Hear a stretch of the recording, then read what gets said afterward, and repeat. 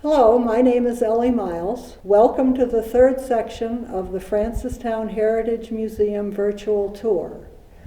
Part of the Francestown Heritage Museum's purpose is to show folks what life was like for our early ancestors and present examples of the tools, implements, and other goods they used to assist them in their survival. We hope people visiting the museum or viewing this virtual tour will gain a better understanding of their heritage and an appreciation of the hardships faced by their ancestors. Also, how their hard labor and determination helped lay the foundation for our lives today. This section deals with the household items that you might come across if you were living a day inside a home in early colonial times up through the early 1900s. As in any home today, food, clothing, bedding, and heat in cold weather were essentials. On our tour, we will see what was available for our forebears to use to provide these necessities. The earliest homes usually had a large fireplace for both heating and cooking. Root cellars provided cool storage for fruits, vegetables, and other perishables. Clothing and bedding was hauled to and washed in nearby rivers. Everything was done by hand, whether you lived on a farm or in the village. This Davis refrigerator is an example of early indoor refrigeration around 1850. A rear compartment was filled with ice, mixed in a ratio of 100 pounds of ice to 1 pint of salt. This kept the front and side compartments cold for food storage. Soapstone was mined and milled in Francestown.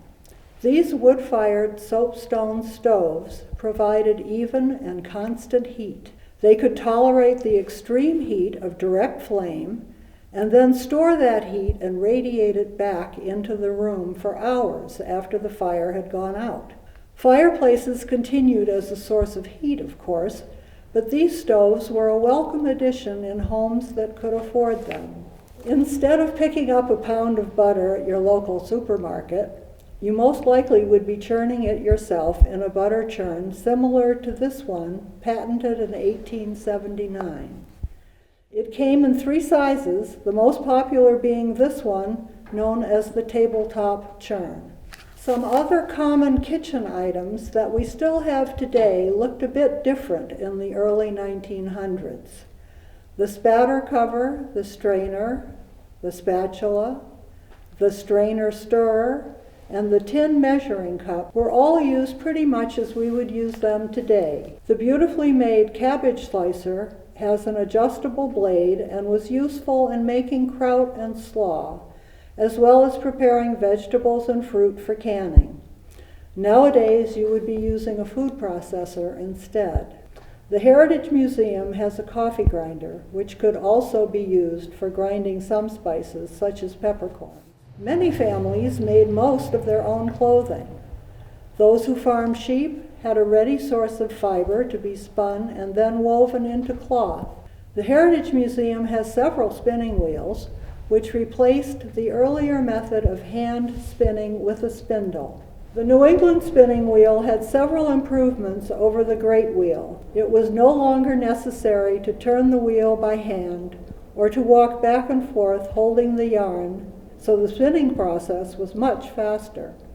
It was also popular when spinning flax. This Cranbrook loom, made in 1927, is more complex and much larger than those used by the early settlers. But the basic framework was much the same. Since no department stores or online ordering were available in the early days, the housewife and her daughters were kept busy spinning and weaving to provide clothing for the family. Hand sewing was a slow process, so the advent of the sewing machine made creating clothing from the woven cloth much easier and faster.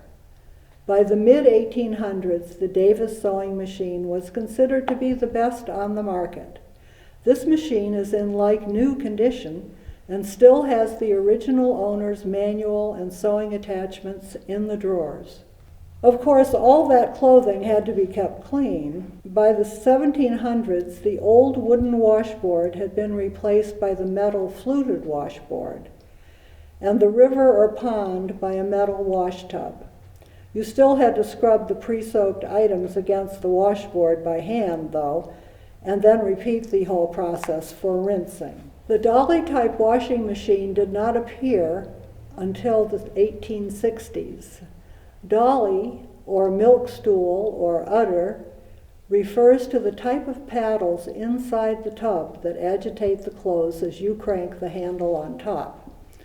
The dolly on display at the museum is from the 1860s, and it is a far cry from today's washer-dryer sets. You had to stoke your kitchen range with firewood and boil enough water to fill the dolly twice, once for washing and once for rinsing. You had to hand crank the clothes through the wringer after washing and again after rinsing. Then you had to hang the wash out on the line to dry. And don't forget, you still had to empty the dolly. To complete the process, you probably had a 3-leg wooden ironing board and an old heavy metal iron that had to be heated on top of your wood stove. No dry cleaners or laundromats in those days. Now that they are dressed and fed, you have sent the children off to school. Called to class by the school bell, they most likely would have sat at desks similar to these from the Francestown Academy. Once out of school and their chores finished, in wintertime the children might very well have gone sliding on this children's sled. Once in a while, it's possible that while the children are at school, you might have sat down in your parlor to have a cup of tea with a visitor. That room could have been warmed by a Pennsylvania fireplace, such as this one, if you had the means to have one. These fireplaces were modeled after the Franklin stove. It had a baffle near the rear to transfer more heat from the fire to a room. You might have displayed your wrought iron candle holders in the parlor. These would have been made by Converse Trufant, a local blacksmith whose reputation earned him an invitation to perform his art at the 1939 New York World's Fair. Your parlor would have been lit by an oil lamp. The Swiss had improved the wicks and added a long chimney so that the level of light dispersed was greatly improved. The floor covering was probably a braided rug you made yourself. Before the 1800s, once your day was done, you probably slept on a rope bed. The ropes supported hay or straw mattresses and could be tightened as needed with a bed key. Your cover was a patchwork quilt stitched by you in your spare time. This has been a snapshot of the Heritage Museum's exhibit related to the domestic life of our ancestors in Francestown from the 1700s to the 1900s. There are over 100 such domestic exhibits, so please do stop by. There is no admission charge, and you may be surprised at how enterprising the folks of the 1700s and 1800s were. We invite you to view the other 4 virtual tour segments dealing with the agriculture, commerce, firefighting, and transportation of those times. Thank you for watching this segment of the Francestown Heritage Museum virtual tour, and we look forward to having you visit the museum in the coming year.